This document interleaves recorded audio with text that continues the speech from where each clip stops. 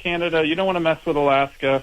Terse words from U.S. Senator for Alaska Dan Sullivan in response to Premier David Eby's proposed legislation that would give the province tools to levy new fees on American commercial trucks passing through BC on the way to Alaska. And if that happens, Sullivan wants to repeal the U.S. Passenger Vessel Services Act, which states foreign passenger ships traveling between two U.S. ports must make a stopover in a foreign country. The Passenger Vessel Service Act is meant to protect American jobs and American shipping.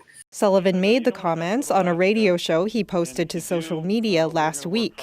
While U.S. Senator Sullivan is pushing for this to happen, an Alaska state senator doesn't share his opinion. In fact, he wants to continue supporting business relationship with Canada. Canada is literally an economic lifeline to Alaska. Many American cruise lines use Canada Place here in Vancouver as a home port.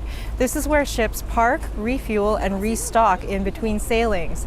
Alaska-bound cruises take off from here and make stops in Victoria, Nanaimo, and Prince Rupert, generating big tourism bucks for BC.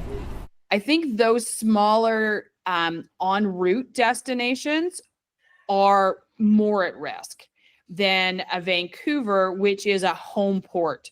The Port of Vancouver says cruise ships contribute an estimated $2.6 billion to BC's economy each year. I also think that the visitors that are coming to cruise the Pacific Northwest, they want to be visiting our destinations. They want to stop in Vancouver. They want to stop in Victoria. Travelers at this Alaska Cruise and Travel Show in Vancouver say they would be reluctant to visit Alaska at all if the rule changes. I'm still thinking about traveling to Alaska, but I want to do it out of Vancouver. I would never go to Seattle to take a cruise to go to Alaska.